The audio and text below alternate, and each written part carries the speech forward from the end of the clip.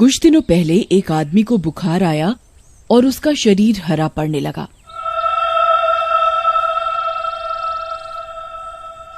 उसे देखने गांव के बाकी लोग आए कि आखिर क्या मामला है।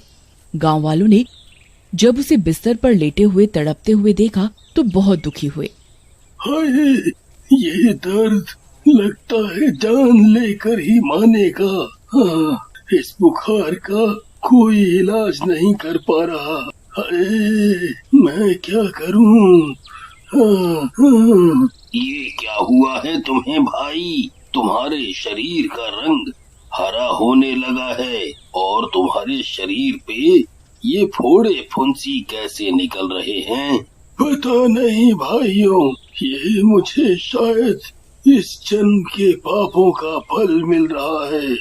गांव वाले आपस में खुसुर फुसुर करते हैं। अरे गोपाल भैया, इस कुष्ठ रोगी से दूर रहो, छुओ मत, वरना ये फोड़े फुंसी तुम्हें भी लग जाएंगे। वैसे भी ये कितने दिनों का मेहमान है। सही कह रहे हो भैया, कितनी बुरी हालत हो गई है इसकी। पता नहीं कौन से बुरे कर्म करे हैं जो ऐसा फल मिल रहा है। ये खबर पूरे गांव में फैलने लगती है और अब गांव का कोई भी आदमी या औरत पीड़ित के पास नहीं जाता था। उसकी हालत दिन पर दिन और खराब हो गई और देखने में वह बहुत बदसूरत लगने लगा। कोई भी उसकी शक्ल देखना पसंद नहीं करता था। फिर एक दिन, अरे भाइयों, मैं क्या कहता हूँ कि इस कुष्ठ रोगी को गांव के बाहर फेंक आते हैं। इस मनहूस की जब भी बात होती है दिन खराब हो जाता है। हाँ, सही बात है। गांव में रहेगा तो इसकी बीमारी पता नहीं कितनों को लगेगी। सारे गांव वाले उसे उठाते हैं और गांव के बाहर छोड़ आते हैं। अरे, ये तुम लोग क्या कर रहे हो? मैं भी इस गांव का हिस्सा हूँ। मैंने भी इस गांव के लिए काफी कुछ किया है। अब मेरा समय खराब है तो तुम लोग मेरे साथ ऐसा नहीं कर सकते। चल चल, पड़ा रहे यहीं। तेरे लिए अब हम पूरे गांव को खतरे में नहीं डाल सकते। पता नहीं क्या रोग लेके चल रहा है।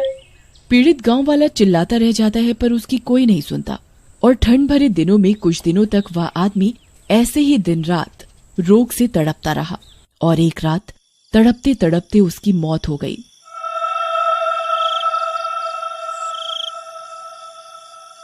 इतनी बुरी दर्दनाक मौत के कारण वह एक शैतान बन जाता है।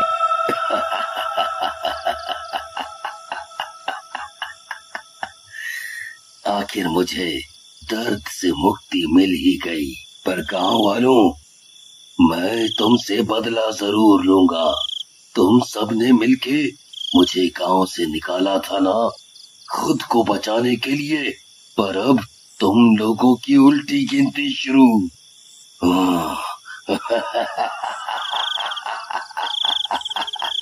और वह शैतान गांव में घुस आता है। रामू अपने खेतों में काम करके कुछ देर आराम के लिए वहीं छांव में सो जाता है। सबसे पहले तो तू ही मरेगा। अच्छा हुआ जो मुझे यहीं मिल गया। फिर गुस्से में शैतान सोते हुए रामू के हाथ में अपने नुकीले दांतों से काट लेता है।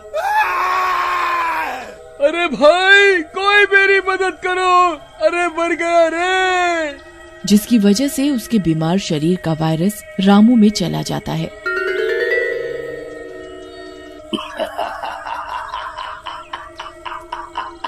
अब आएगा मजा। और वो वहाँ से चला जाता है। 2-3 दिन बाद रामू की तबीयत और भी ज्यादा बिगड़ जाती है और उसके शरीर में फोड़े फुंसी निकलने लगते हैं।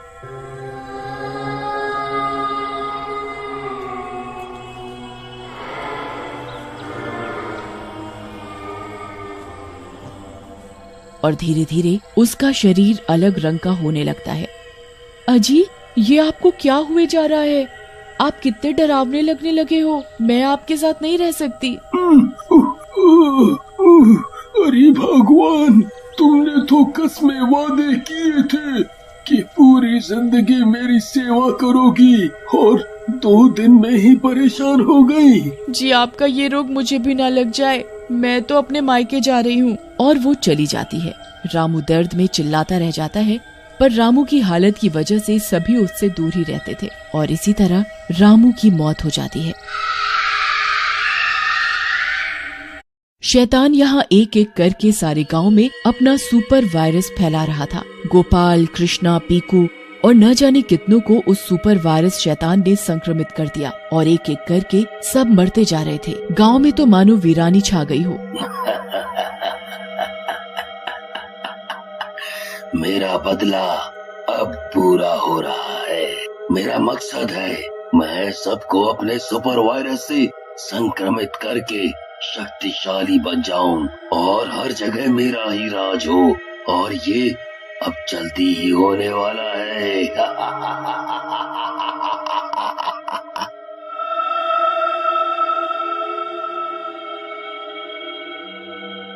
उसी बीच शहर से हरिया का एक रिश्तेदार आया जिसका नाम रामकिशन था, जो कि शहर में बहुत बड़े अस्पताल का डॉक्टर था। हरिया को बीमार देखकर वह दुखी महसूस करता है। अरे हरिया भैया, ये तुम्हें क्या हो गया है? तुम्हारी तबीयत इतनी खराब हो गई और तुमने मुझे खबर तक नहीं दी। अगर मैं आज घूमने नहीं आता तो मुझे पता ही नहीं चलता।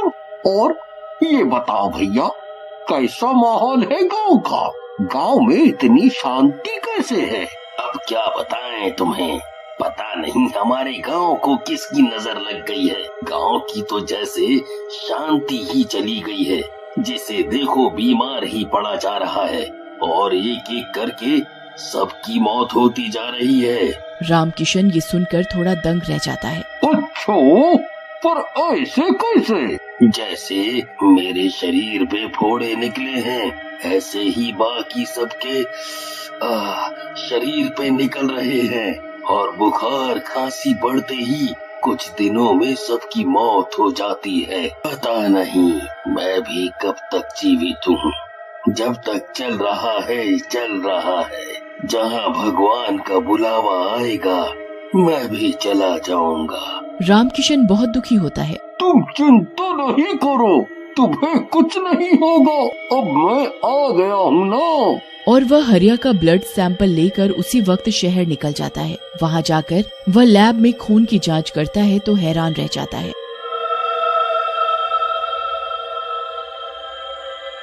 How is it possible? आज तक साइंस में ऐसा कभी नहीं हुआ। What happened, doctor?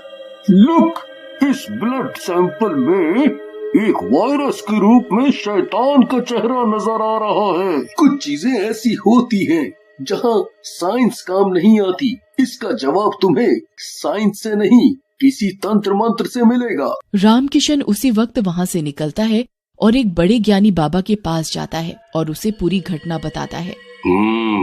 मैं समझ गया वत्स, चलो मुझे उस जगह पर लेके चलो।